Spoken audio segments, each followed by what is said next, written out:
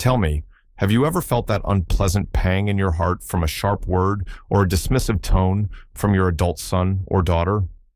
When you feel a chill where you expect warmth and instead of gratitude, a devaluation of your experience or advice. It hurts especially deeply because it involves the people closest to you, those to whom you've given so much energy, love, and care. Do you know why this sometimes happens?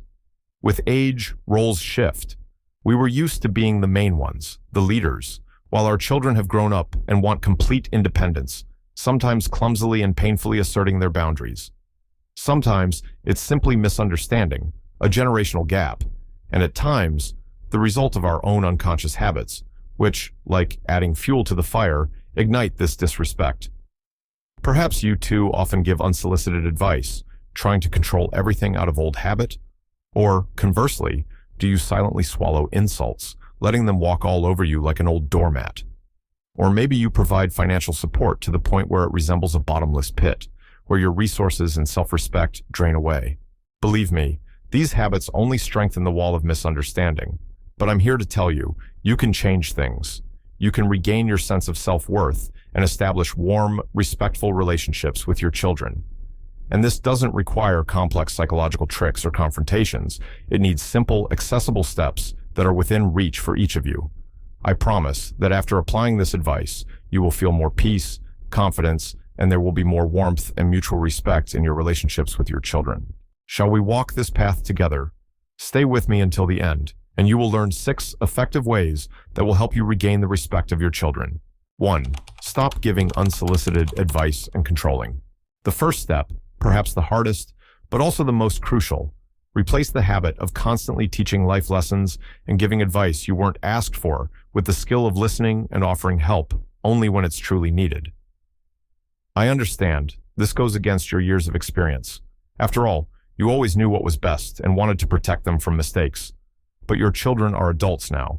Constant instructions are perceived by them not as care, but as distrust and control, as if you still see them as clueless toddlers. Let me tell you the story of Eleanor, 68. Her son Michael, a successful lawyer, heard a stream of advice from his mother at every meeting: how he should dress, how to raise his children, how to conduct his business. Eleanor did it with the best intentions. She sincerely wanted to help. But Michael reacted with increasing irritation, their conversations often ending in raised voices or awkward silence. Eleanor felt misunderstood and rejected. Her heart ached. I only wish him well. Why is he so angry? She didn't realize that her care felt like a tight childhood jacket to Michael. He had long outgrown it, yet she kept trying to squeeze him into it. This made him feel suffocated and want to pull away. One day, after another tense conversation, Eleanor decided to try a different approach. The next time Michael started talking about a problem at work, she held back her usual flood of advice. She simply listened, attentively, nodding, asking clarifying questions. At the end, she asked, "Honey, that sounds tough. Do you want to hear my opinion, or was it just important to share?" Michael was surprised. He paused and said, "Thanks, Mom. Just talking about it already helped." That evening, for the first time in a long while, they talked calmly and warmly. Eleanor realized her unsolicited advice was like a persistent fly you want to swat away. But the ability to listen and respect his independence was like an open door he wanted to enter. Physiologically, when she stopped attacking with advice, Michael's stress level decreased. He stopped being defensive. Psychologically, he felt respected as an adult, which elicited reciprocal respect for his mother. Eleanor, in turn, felt unprecedented relief. She no longer needed to carry responsibility for his decisions. She could simply be there. The practical benefit for you? You'll lift the burden of unnecessary responsibility. Your conversations will become calmer and deeper. Your children will begin to trust you more and may even turn to you for advice themselves when they genuinely need it. Try replacing the compulsive desire to inflict good with genuine interest and respect for their choices.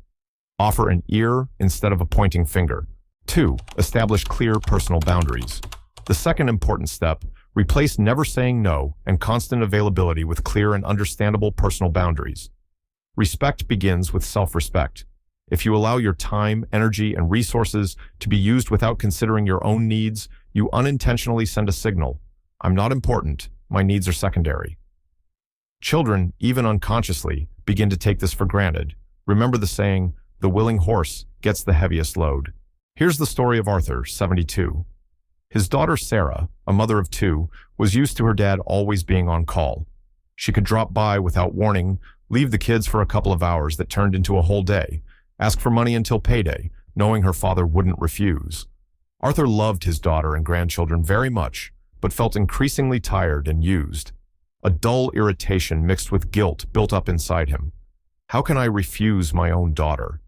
He was afraid of offending her, afraid of seeming like a bad father. But his inability to say no worked against him. Sarah valued his help less and less, viewing it as an obligation. His home ceased to be his fortress, turning into a revolving door. Arthur gathered his courage for a long time.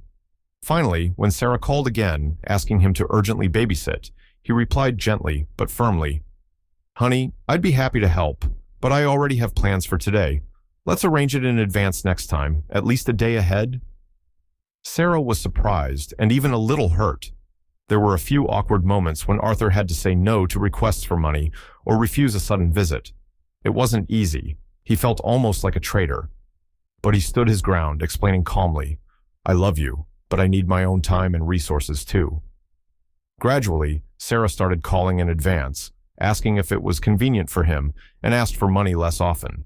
Surprisingly, her tone became more respectful. Arthur felt immense relief. He realized that setting boundaries isn't selfishness, but a necessary condition for healthy relationships. It's like building a beautiful but sturdy fence around your garden, with a gate for beloved guests, but not with broken sections for anyone to wander through. Physiologically, establishing boundaries reduced Arthur's chronic stress level. Psychologically, he regained control over his life and time, which boosted his self-esteem and earned his daughter's respect. What's the benefit for you? You will regain energy and time for your own activities and rest. You will feel like the master of your own life, not just service staff. Your relationships with your children will become more honest and balanced. Don't be afraid to say no when necessary. Your needs are just as important. Guard your boundaries, kindly but firmly. 3. Talk about your feelings directly and calmly, using I statements.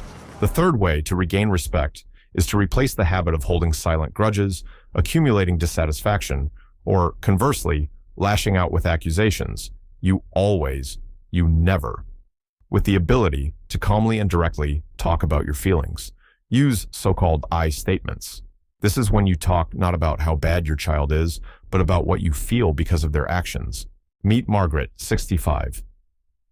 Her son David had a habit of making sarcastic remarks about her gardening hobby, calling it mucking about in the dirt. This hurt Margaret deeply. Usually, she reacted in two ways. Either she flared up, "How dare you say that? I put so much effort into it," which led to an argument, or she withdrew into herself, sulked, and then avoided contact with her son for a long time, carrying the hurt in her heart like a heavy stone. Both options only worsened their relationship.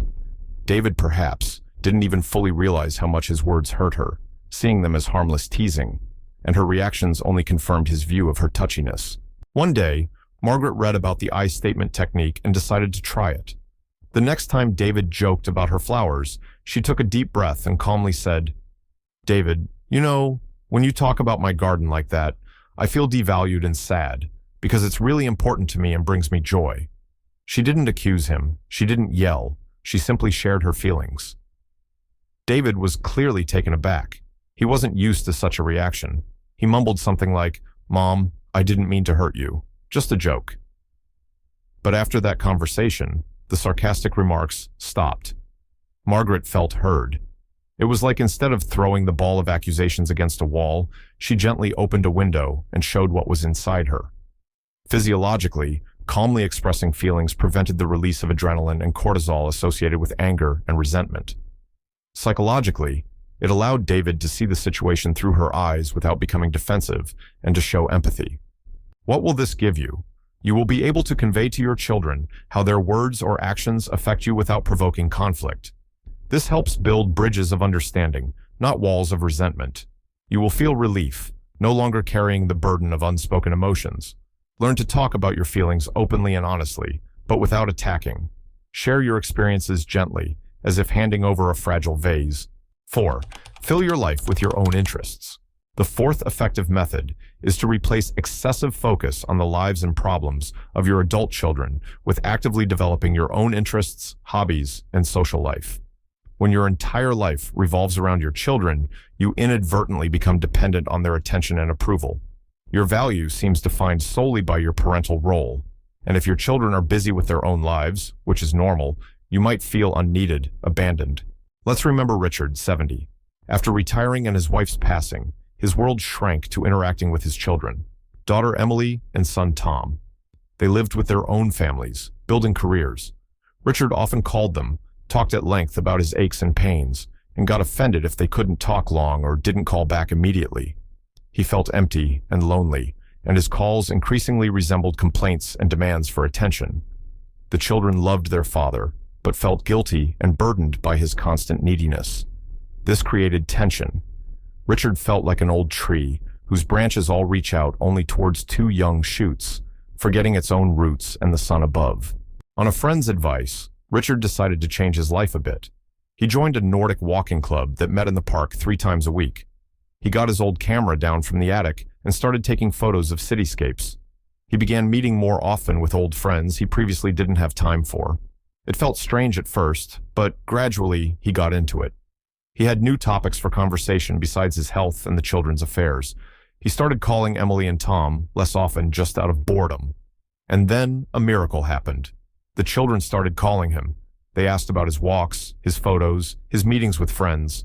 They saw before them not just Dad who's bored, but an interesting person with his own fulfilling life. Richard felt a surge of energy and self-respect. He realized his value wasn't limited to being a father. By developing his own life, he became like a garden that blooms on its own, attracting bees with its fragrance rather than demanding they come. Physiologically, activity and socialization improved his mood and well-being. Psychologically, he found new sources of joy and meaning, reduced his emotional dependence on his children, which made their interactions lighter and more pleasant for everyone. Your benefit? You will find new interests, friends, experiences. Your life will become richer and brighter. You will feel like a more independent and self-sufficient person. And, paradoxically, your attractiveness in the eyes of your children and others will increase. Remember what used to bring you joy? Maybe it's time to return to an old hobby or find a new one. Your life is a fascinating book, and you can still write exciting chapters in it. 5. Stop excessive financial support. If it harms the relationship. The 5th piece of advice concerns a delicate but important topic. Replace the habit of constantly rescuing adult children financially, especially if it's to your own detriment and doesn't foster their independence, with support that encourages responsibility. Of course, the desire to help a child is natural for any parent, but sometimes this help crosses the line and becomes a disservice. Imagine Barbara, 69. Her 40-year-old son, James, constantly turned to her for money. Sometimes for car repairs, sometimes to pay bills, sometimes just to tide him over until payday. The reasons always seemed valid, but Barbara noticed that James wasn't very motivated to sort out his finances. She gave him a significant part of her pension, denying herself many things. Deep down, she felt anxiety and slight irritation, but was afraid to refuse. It seemed to her that if she stopped giving money, James would stop loving her and communicating with her. She was trapped. Her love and fear of rejection were being used, perhaps unconsciously. Her help was like trying to fill a leaky bucket with water. No matter how much you pour, it remains empty, while your strength and resources drain away. The conversation was very difficult. Barbara prepared for a long time. She chose a moment when they were both calm and said, "James, son, I love you very much and am always ready to support you, but I can no longer give you money so often. It's hard for me. Let's rather think together about how you can manage your finances better. Maybe you should create a budget or look for a consultant. I can help you find information, support you morally." James's reaction was predictably stormy, resentment, accusations of callousness. It hurt Barbara deeply to hear this, but she gently but firmly stood her ground. Several tense weeks passed, but then James, apparently realizing that easy money was no longer available, actually started looking for part-time work and became more responsible with his spending. Their relationship didn't fall apart. On the contrary, this unhealthy financial dependence disappeared from it. Barbara stopped feeling like an ATM and a victim. She realized that true support is like teaching someone to fish, not just giving them fish every day. Physiologically, ending the financial stress improved her sleep and overall well-being. Psychologically, it restored balance in the relationship, allowing them to communicate as equals, adult to adult, and strengthened her self-respect. What's the benefit for you? You will save your savings and your sanity. You will help your children become more responsible and independent, even if they don't like it at first. Your relationships will become healthier, based on love, rather than financial dependence. Remember, real help is what makes a person stronger, not weaker. 6. Adjust your expectations and accept their choices. And finally, the sixth method. Replace rigid, perhaps outdated expectations about your children's lives and attempts to remake them with acceptance of them as adult, separate individuals with their own path, their own values, and their own choices. We often carry an ideal picture in our heads of what our children should be like, how they should live, who they should be friends with, how they should build their careers. And when reality doesn't match this picture, we experience disappointment, anxiety, and start criticizing, pressuring, trying to get them back on the right track. But it's their life, not ours. Listen to the story of George, 75. His daughter Linda chose a creative profession that seemed frivolous and unstable to George. She lived in a rented apartment, dressed differently than he liked, and held views he didn't share. George constantly criticized her choices, masking it as fatherly concern. Is that really a job? Why don't you find something normal? It's time for you to settle down. He sincerely believed he knew what was best for her. Linda responded by withdrawing, getting irritated, and their communication became increasingly rare and tense. George felt misunderstood and powerless, like a gardener trying to force an apple tree to bear pears. He wanted to grow a specific variety, but something else grew, beautiful in its own way, only he couldn't see it. One day, George realized that his criticism was only pushing his daughter away. He decided to try a different approach. He stopped criticizing her work and lifestyle. Instead, he started asking questions. Tell me, what's interesting in your project right now? What do you like most about your work? He tried to listen without judgment, even if he disagreed internally. He told her once, Linda, I don't always understand your choices, but I see that you're passionate about what you do, and I love you just the way you are. It wasn't easy for him, letting go of his picture of the ideal daughter, but the result exceeded expectations. Linda became more open, started sharing her successes and difficulties herself. Their relationship warmed up. George felt immense relief, as if a heavy backpack of unmet expectations had been lifted from his shoulders. He understood that acceptance doesn't mean agreeing with everything. It means respecting another person's right to live their own life. It's like admiring the flow of a river without trying to force it into the narrow channel of your own ideas. Physiologically, reducing criticism and conflict lowered his own blood pressure. Psychologically, it brought him peace and tranquility, and warmth and sincerity to his relationship with his daughter. What's the benefit for you? You will rid yourself of a constant source of stress and disappointment. Your relationships with your children will become much warmer and more trusting when they feel your acceptance. You will be able to take genuine pride in their uniqueness, even if their path differs from what you imagined. Try to see your children not as extensions of yourselves, but as separate, amazing individuals.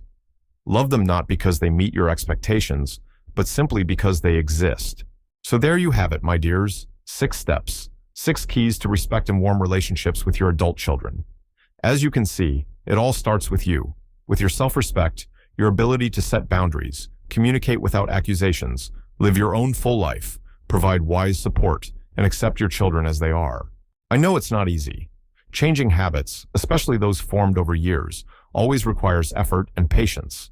There will be moments of doubt. Perhaps old reactions will break through. Don't blame yourself for it. The main thing is your intention and taking small steps every day. You have lived a long, rich life. You possess wisdom and experience that young people don't have. You deserve respect simply by virtue of your age and your journey. You deserve peace and warmth in relationships with the people closest to you. Remember that change begins within you. Don't wait for your children to change first. Start with yourself, and you will see how the world around you and your children's attitudes gradually begin to change. You are strong, you are wise, and you can do this. Believe in yourself and in the power of small steps. You are worthy of love and respect, always.